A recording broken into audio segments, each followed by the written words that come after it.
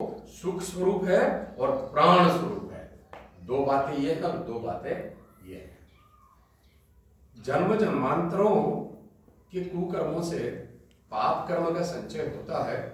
उस पाप कर्मों को या तो देह भोगे, ये पंचभूत जो शरीर है, या तो उसको भोगे, या नहीं भोगना हो तो काटने का एकमात्र अगर कोई उपाय है और एकमात्र अगर कोई मंत्र है तो वो है महामंत्र जितने जग माही को गायत्री सिद्धि, को गायत्री सिद्धि। बस इस मंत्र का स्मरण करते जाएंगे, धीरे धीरे धीरे धीरे पाप कटते जाएंगे, पुण्य बढ़ते जाएंगे, धीरे धीरे दुष्प्रवृत्तियों का नाश होता जाएगा, सद प्रवृत्तियों का संवर्धन हो जाएगा। एक बात। दूसरी बात, ये देह है और यह देह जो शरीर रूपी जो देह है वो याधि व्याधि और उपाधि से भरी हुई है।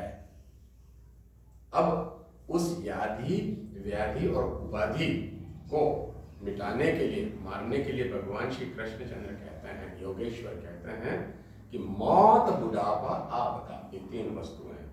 मौत बुढ़ापा आपदा, सबको मौत आनी है, सबको बुढ़ापा आना है और सबके जीवन में आपदा संकट आना है। मौत बुढ़ापा आपदा सबका उके हो, सबको होना है, लेकिन ज्ञानी काटे ज्ञान से और मूर्ख काटे रोए। कि भगवान ये मेरे पर ही क्यों आ गया?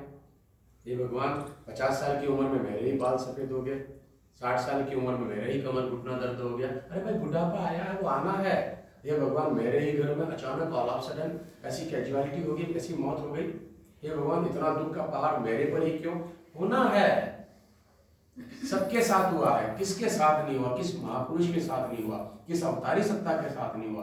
कौन आज तक अमर हुआ है? सबके साथ हुआ। लेकिन ज्ञानी काटे ज्ञान से और मूर्ख काटे रोए। अब फिर बीच वाला शब्द आता है, एक काटने का शब्द और एक रोने का शब्द। कौन सा शब्द? ज्ञान। ज्ञान ज्ञान ज्ञान से ही हम उसको काटेंगे और अज्ञान को साथ लेंगे तो ही रोएंगे। अब ज्ञान का देवी कौन है? 24 अक्षर ज्ञान, ज्ञान देने वाला है। तो परम पूज्य गुरुदेव ने इस चौथे अवतार में इतनी कठोर तपस्या करके गायत्री मंत्र के एक एक अक्षर को सिद्ध कर लिया।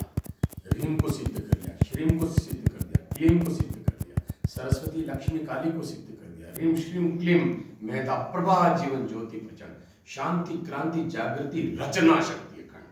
इस पूरे अखंड ब्रह्मांड में अगर कहीं से शांति होगी, क्रांति होगी, जागृति होगी तो भी इस मंत्र से होगी। इसलिए इसको महामंत्र, मंत्रों का मुकुटमणि इस गायत्री मंत्र को कहा है। तो वर्ष साधना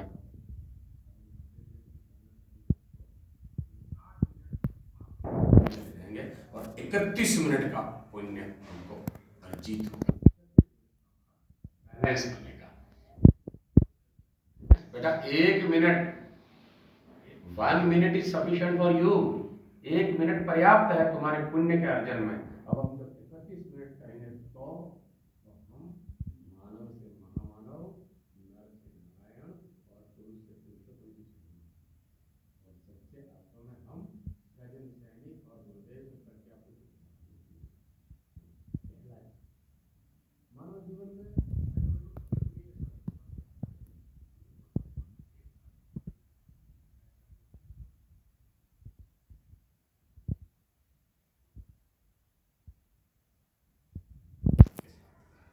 गुरु बनकर भी आए और भगवान बनकर भी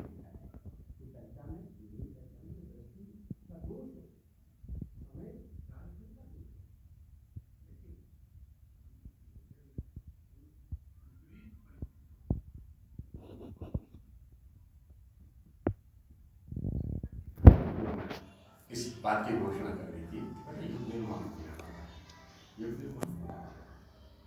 और हमने देखा है युग निर्माण को किसने देखा था? भगवान कृष्ण ने युग निर्माण को देखा। भगवान कृष्ण ने आसुरी वृत्तियों को मरते देखा था। कब? युद्ध से पहले देख लिया था। पर अर्जुन संदेह करता था, मैं अपनों से युद्ध कैसे करूं? क्योंकि कौरव और पांडवों में कोई अंतर थोड़ी था, एक ही परिवार, चाचा चाची फूफा फूफी नाना नानी दादा दादी वही तो थे। पांडव और कौरव में, तो मना करता मैं ये तो युद्ध नहीं करूंगा, अपनों से कैसे युद्ध करूंगा। और भगवान कृष्ण कहते हैं तुझे अपनों से युद्ध नहीं करना है, तुझे अपनों की दुष्ट प्रवृत्तियों से युद्ध करना है, और तेरे साथ मैं हूं सत्प्रवृत्तियों वाला। और कौन था अर्जुन के साथ? कोई नहीं था, केवल योगेश्वर अकेले थे।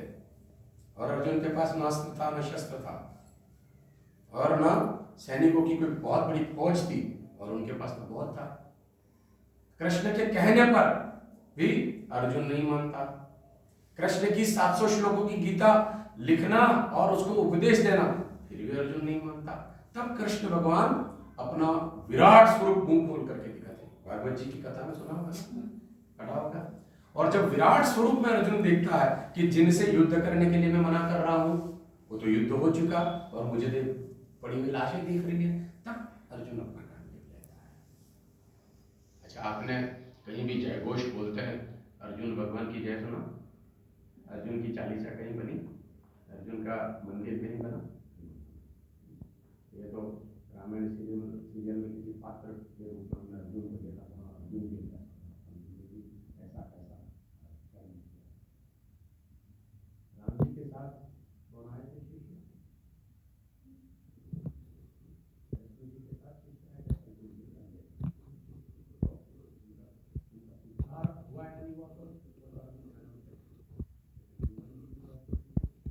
राम जी की पंचायत में राम जानकी लक्ष्मण जी और पंचायत में हनुमान जी को बैठना बिठाते हैं। और बढ़ाऊं हनुमान जी की बात को, तो राम जी के मंदिर आपको बहुत कम मिलेंगे गांव शहर में, कहीं कहीं आपको राम जी भगवान का मंदिर मिलेगा, और हनुमान जी का गाँव गली गली और घर घर। अगर बराक ओबामा अपना मनी पर्स को निकालता है तो हनुमान जी और हनुमान जी, क्यों?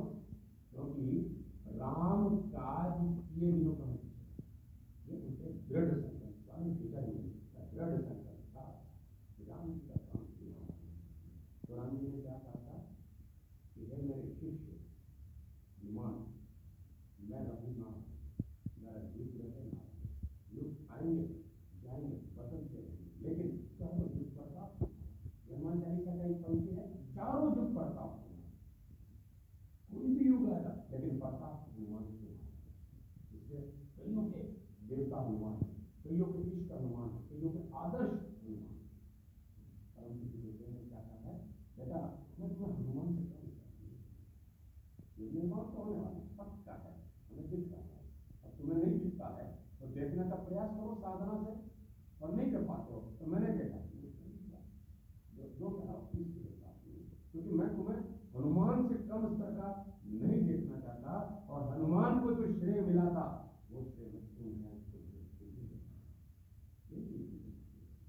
अब उस भगवान की बात पर अगर हम कहीं कंजूसी करते हैं, कहीं संदेह करते हैं, और कोविड को बीच में लाकर भय करते हैं, तो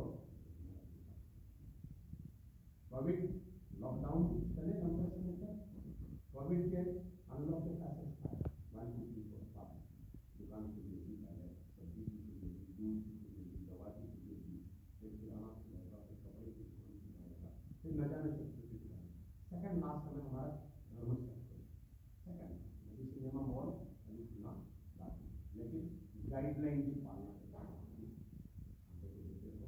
मास्क पहनो और असामाजिक सोशल असामाजिक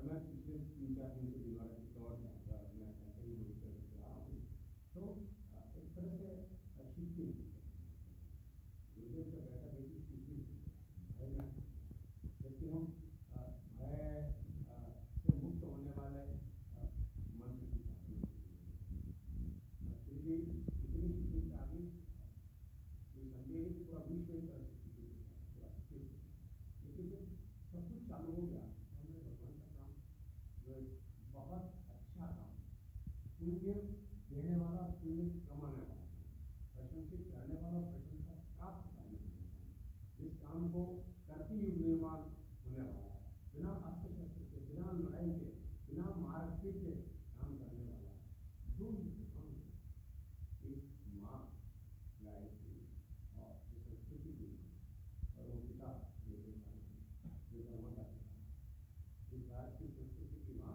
और धर्म के पिता श्रवण कुमार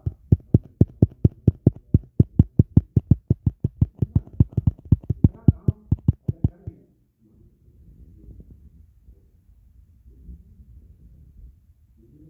बहुत बहुत बड़ी अड़चने थी। जो अड़चने थी उसमें तो गुरुदेव ने काफी गायत्री मंत्र को उच्चारित करते थे। उस समय कर्मकांडी ब्राह्मण, विद्वान ब्राह्मण ने बड़ा विरोध किया था। उसमें तो गुरुदेव ने सारी अड़चने केवल एक जन जन को, घर के जन जन को और जन जन के मन मन को गायत्री करना और हर घर को यज्ञ करना और कभी कभी ऐसा देखने में आता है, सुनने में भी आता है और कहने में भी आता है। अब तो भगवान का काम कर रहे हो, इसलिए भगवान का नाम नहीं लोगों को चलेगा। ऐसा कहीं हमारे वरिष्ठ कह देते हैं, अरे भाई तुम तो वृक्ष रोक रहे हो, वापस रहे हो, खड्डा खोद रहे हो, वृक्ष ला रहे हो, रोक रहे हो, तुम तो क्षेत्र में जा करके स्वावलंबन का काम कर रहे हो, खुशहाल पत्र-पत्रिकाओं के क्या हालत बना रहे हो, तो नाम नहीं तो नहीं चलेगा। इस बात को मैं एक नहीं चलेगा। काम काम है, नाम नाम है। बिना नाम के काम कोई नहीं सकता। इसलिए मैंने प्रारंभ में बताया था कि स्वयं अवतारी सत्ता आई, राम जी की, कृष्ण की, संत कबीर की, समर्थ गुरु रामदास की, रामकृष्ण परमहंस की, गांधी की, उन्होंने अपने नाम दिया, तब उन्होंने काम किया है। क्योंकि नाम में वो शक्ति है जो काम की है। इसलिए पहला जो काम करना है कर दिया हो तो अभिनंदन है, मंजूरी नहीं किया हो तो आज से आज संध्या काल की त्रिकाल संध्या के तीसरे पक्ष में संध्या काल आता है, उससे आत्मोत्कर्ष की आत्मा को ऊंचा उठा करके परमात्मा के नजदीक उनके तीन चरणों में दिखाने की साधना का नाम व्यक्ति है। अगर 90 मिनट की साधना कर ली तो भाई आपको विश्वास दिलाता हूँ कि बहुत लंबा समय नहीं लगता। उस समय कभी सच्ची पर देखा नहीं लगता था। लोग सैकड़ों वर्ष की साधना करते थे और साधना में इतने निपुण हो जाते थे, खाना पीना सब भूल जाते थे और मिट्टी हो जाती थी, कपड़े जल जाते थे। ये शरीर की जो पगड़ी है ना, उसमें मिट्टी हो जाती है।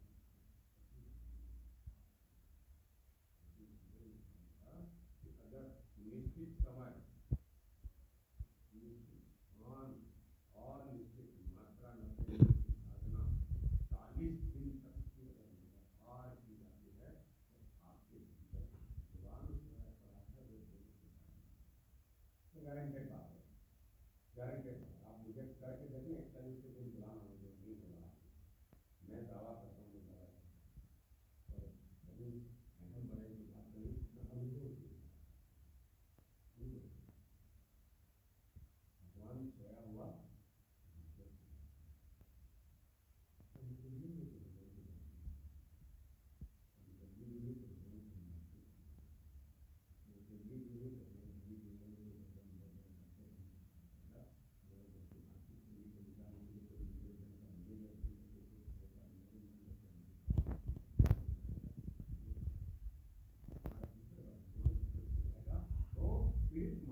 सेवा करने का मन आ जाएगा। इधर से पड़ा हुआ आदर्श सद्गुण अनुशासन जागृत हो जाएगा। अगर ये जागृत हो गया तो मान करके चलना कि भगवान के हम निकट है।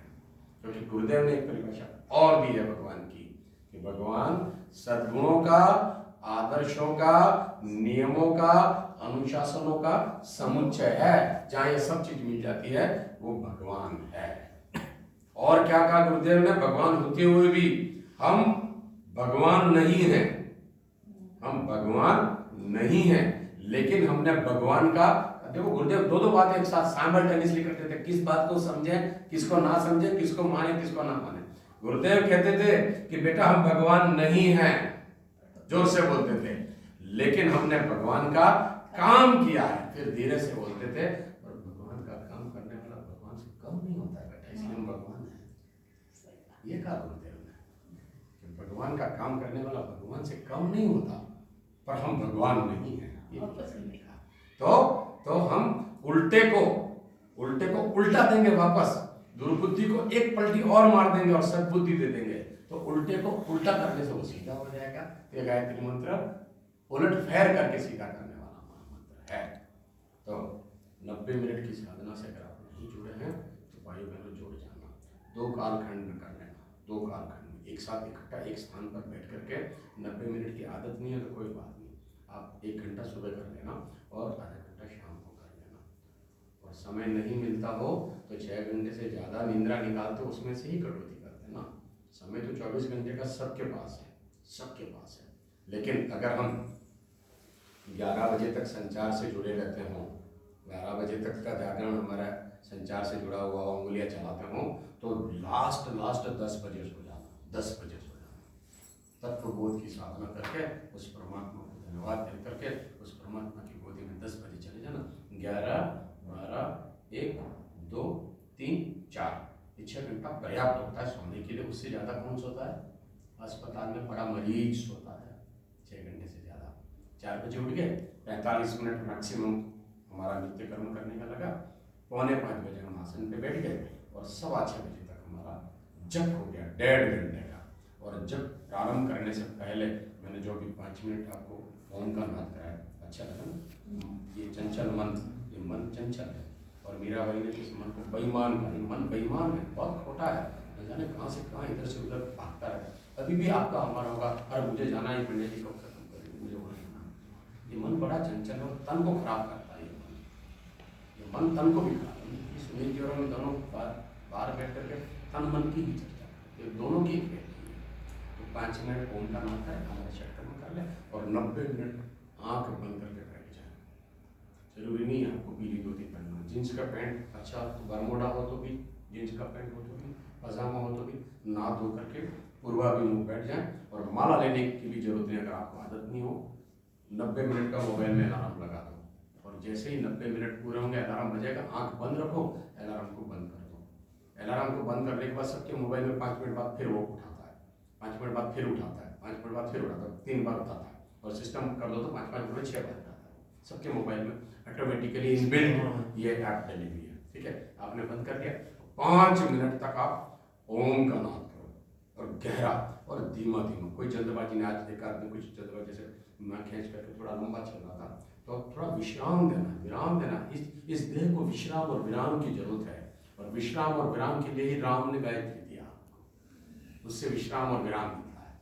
श्वास धीमे धीमे खींचो और पूरी श्वास पर नजर रखो। और जब श्वास को खींचो आप, देखो मैं आपको थोड़ा ये उपासना की पद्धति सिस्टम में थोड़ा सा इम्प्रूवमेंट की बात भी करता हूँ। जब आप श्वास को खींचो उस समय 9 चीज़ों की भावना करो और जब श्वास को छोड़ो उस समय भी 9 चीज़ों की भावना करो। क्या भावना करो? जब श्वास धीमे धीमे खींचो, सद्बुद्धि, सच्चिंतन, सद्ज्ञान, सत्कर्म, सच्चरित्र, सद्विवेक, नेक नीति, उजला भविष्य, उजला चरित्र दीजिए दीजिए दीजिए। बस ये भाव करो, आप श्वास खींचते जाओगे और ये आप अच्छी तरह से श्वास धीमे धीमे लोगे तो इस मंत्र को 5 बार आप बोल लोगे। जैसे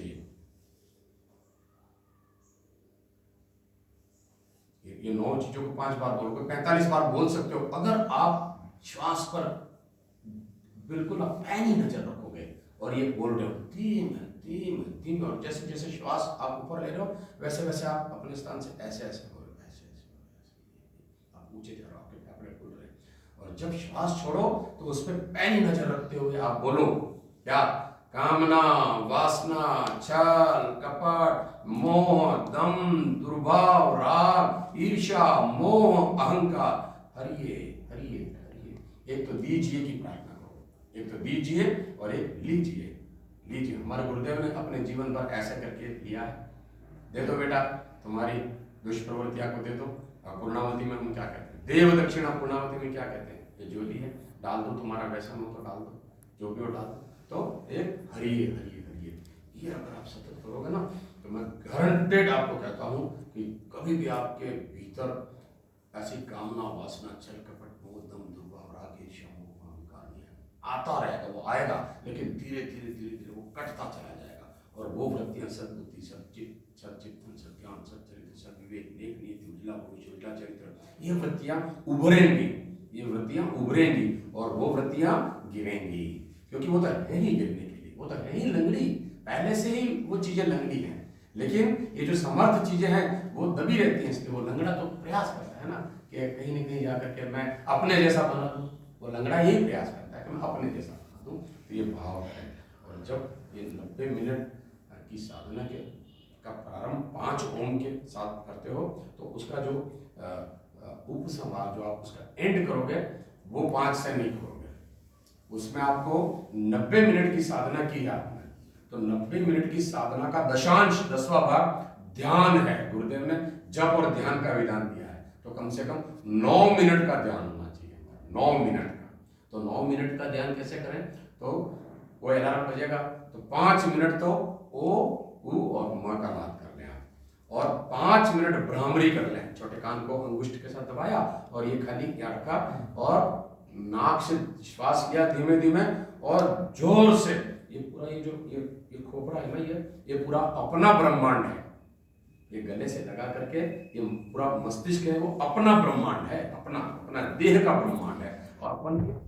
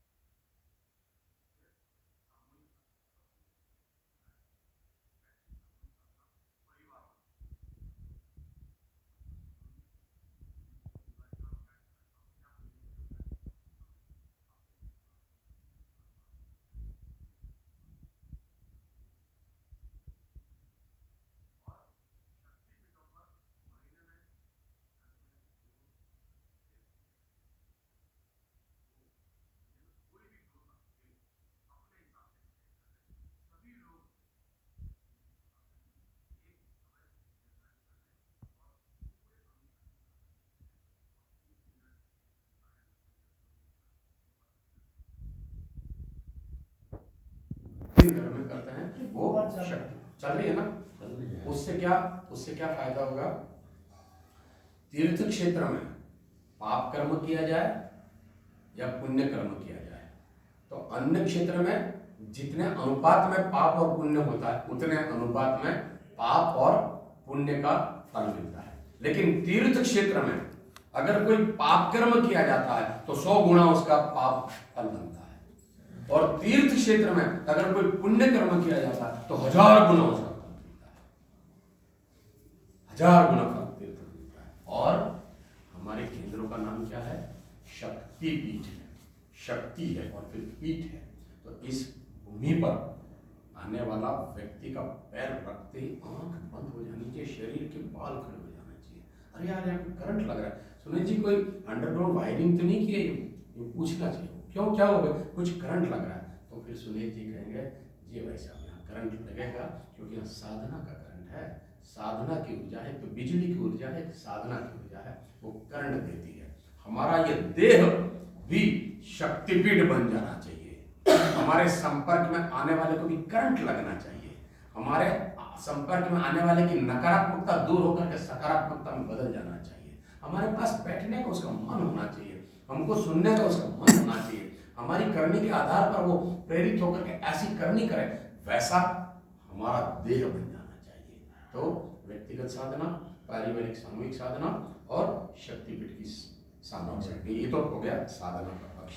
गृह यज्ञ जो सरकार की, केंद्र सरकार, राज्य सरकार, स्थानीय प्रशासन की जो गाइडलाइन है, मास्क पहन करके, हाथ धो करके जो करना है उसको अनवरत हमें जारी रखना है। एक याज्ञ के घर में जाएगा, 5 लोगों को बिठा करके और यज्ञ करके आएगा, और उनको कहना है, क्या कहना है कि आप हाथ धो करके सैनिटाइज कर रहे हो, हम तो यज्ञ यहाँ कर रहे हैं, पूरे घर, परिवार और गांव को हम सैनिटाइज कर रहे हैं। ये उनको प्रेरित करना है। और पहले शायद मैंने आप लोगों को बताया नहीं, बताया तो भी फिर रिपीट कर देता हूँ। कोई ज़्यादा समय तो हो रहा है ना, कोई दिक्कत नहीं? थोड़ा 5-10 मिनट और करूँ। यज्ञ के दौरान जब हम देवावाहन करते हैं, देवताओं का आह्वान करते हैं, पहला आह्वान गुरु का है, दूसरा आह्वान गायत्री माता का है, तीसरा आह्वान रिद्धि सिद्धि के दाता गणपति जी का है, और अंतिम आह्वान क्षेत्रपाल जी भगवान का। इसके बीच में सभी देवताओं का आह्वान करते हैं। तो आवाहन में गुरु पर प्रकाश डालिए आप, जो मैंने अभी आपको डाला। गायत्री पर प्रकाश डालिए, गायत्री की जो मैंने आपको 9 परिभाषा बताई, याद है किसी को? नहीं आता? थोड़ा कोई क्या करो, थोड़ा ध्यान से श्रवण करके याद रखना है। कोई पूछे साहब गायत्री परिभाषा, तो गायत्री की क्या परिभाषा? तो एक श्वास में बोल देना, सद्बुद्धि, सद्ज्ञान, सद्विवेक, सृष्टि की आदि कारण, वेद माता, देव माता, विश्व माता, पारस, कल्प, कामधेनु। ये 9 परिभाषा। फिर पारस को डिफाइन करो, कल्प को डिफाइन करो, कामधेनु को डिफाइन करो। फिर पारस के लिए डिफाइन करो, ये पारस वो पारस नहीं है जो किसी के स्पर्श में आने से लौह सोना बनता है, ये तो वो पारस है जो किसी के सानिध्य में आने से स्वयं पारस बन जाता है। कल्प वृक्ष वो है जिसके नीचे बैठकर कोई कामना करते हैं तो वो कल्प वृक्ष पूरी करता है। कामधेनु वो गौ माता है जो कृष्ण भगवान के पास ब्रज में गौ माता है कि जब चाहो तब दूध निकाल लो, घी निकाल लो, मक्खन निकाल लो। ये गायत्री मंत्र तो वो कामधेनु है जो हाथ फेरते ही कामनाएं पूरी करता है। आपकी कोई व्यक्तिगत कामना है, आपकी कोई व्यक्तिगत मनो इच्छा है? हाँ है, तो बैठो, पूरी वहां से होंगी। ये प्रेरित करो। फिर स्तुता मया वरदा वेद माता प्रचोदयन्ताम पावमानी, रुक जाओ। फिर पावमानी का मतलब प्राप्त होता है क्या? ब्राह्मण बन जाओगे, राजपूत से, बनिए से, शूद्र से, और ब्राह्मण हो तो कर्म से ब्राह्मण बन जाओगे। क्यों? क्योंकि द्विजानाम, दूसरा जन्म होता है गायत्री से, ब्राह्मण बन जाता है। फिर बाकी सब प्राप्तियों वाला, आयु बढ़ जाएगी, आयु प्राणम प्रजाम पशुम कीर्तिम द्रविड़म ब्रह्म वर्चसम मह्यम दत्वा प्रजत ब्रह्मलोक। इसमें सब आ गया, भौतिकता भी आ गई, द्रविड़ भी आ गया, धन भी आ गया, पशु भी आ गया, कीर्ति भी आ गई, लक्ष्मी सब आ गया। लेकिन पहला ब्राह्मण बन जाओगे। और गुरुदेव ने कहा मैंने जो कुछ भी किया वो ब्राह्मण बन करके किया, जन्म तो मेरा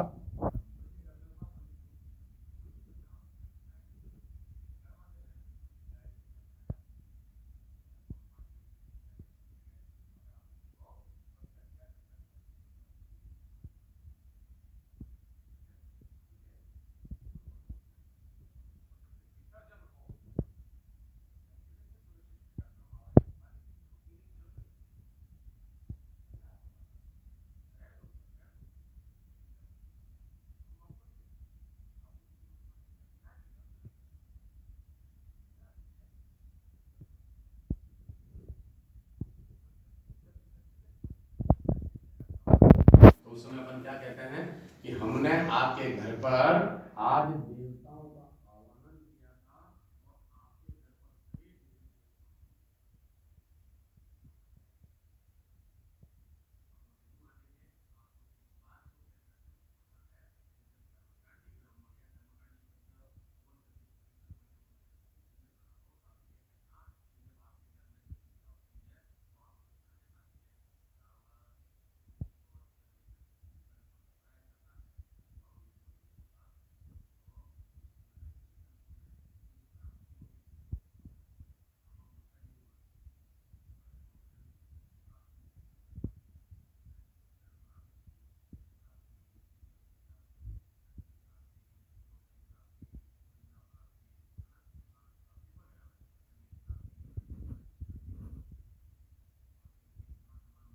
लेकिन मुझे सब मेरा पड़ोसी को पैसा भी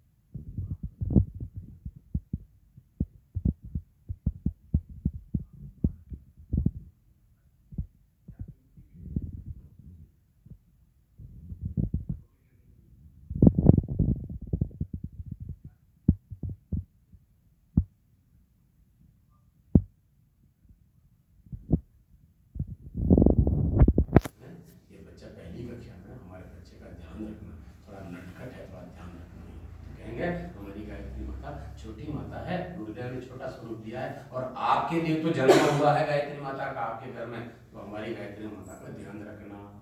तो पूछेगा क्या ध्यान रखना, तो ये ध्यान रखना कि कम से कम 15 मिनट माता के पास जरूर बैठना।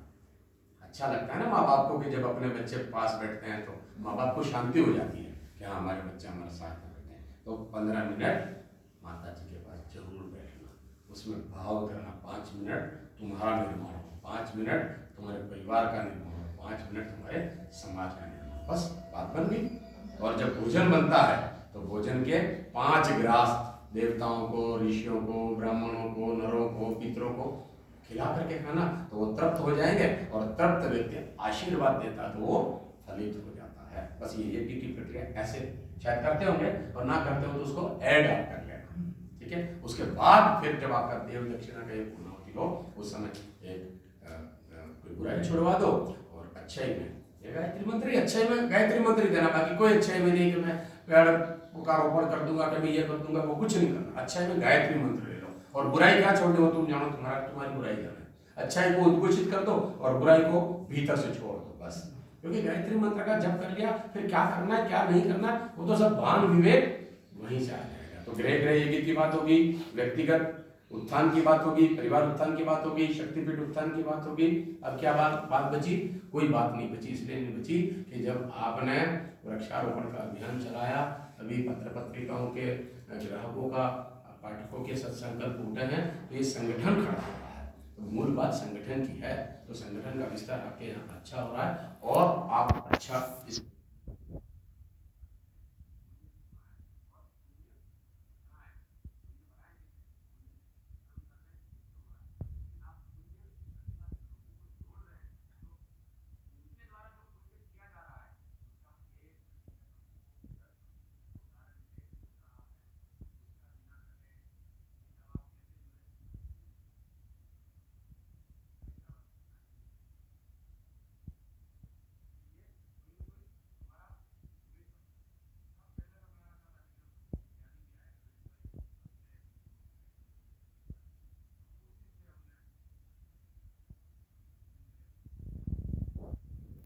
तब से काम भी अच्छे हो रहे हैं, और तब से हमारे दुख कट रहे हैं, हमारी दरिद्रता कट रही है, हमारे पाप कट रहे हैं, तो हम निमित्त बन जाते हैं। तो निमित्त को श्रेय मिलता है, और गुरुदेव ने कहा बेटा 10% श्रेय निमित्त का मिलेगा, और जो कर रहा है उसका कटेगा नहीं, और उसको एक्स्ट्रा मिलेगा।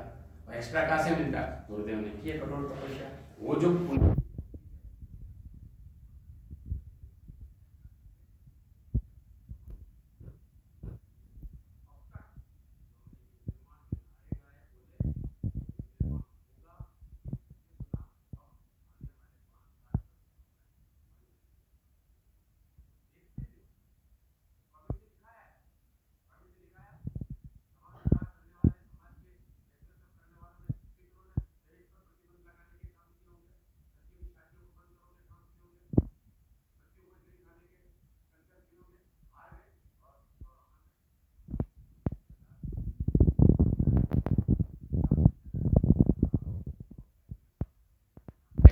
ज्यादा आगे